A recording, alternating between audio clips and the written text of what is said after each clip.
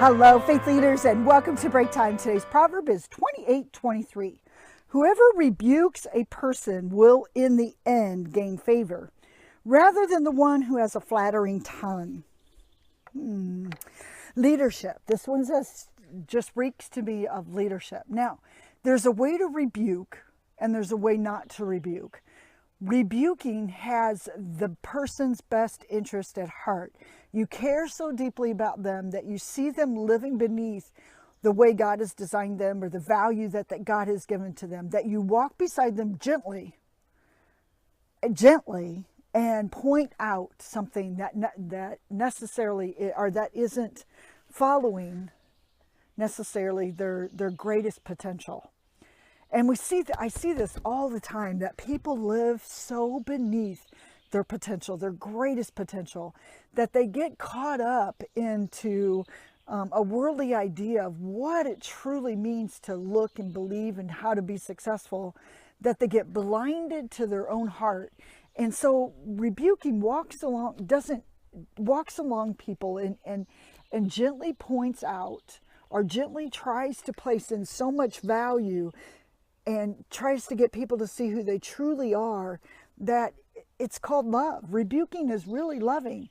Now, I could sit here and tell you that, yes, everything is okay. You are just a great, wonderful person, and that God has richly designed you and using you beyond all measure. But, you know, I'm assuming that there's something in all of us that a loving, kind friend comes alongside and our leader in your life and points it out in such a way that will take you to the next level, help you take the next step that God is designing you to take. And man, don't you love it when people can do that? They love you and care for you so much that they're not just telling you what you need to hear or what you think you need to hear.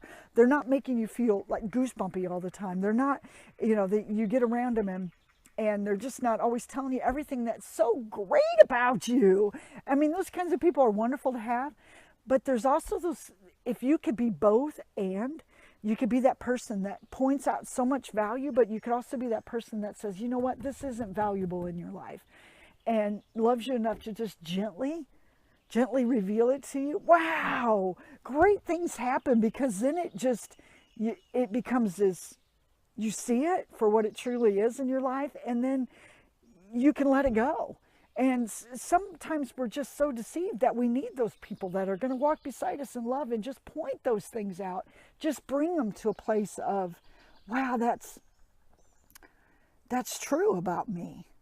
And I had somebody do this in a conversation the other day, and I'm not even sure that they realized that they were doing it, but they said one little remark that thought, ooh, that hurt just a little bit.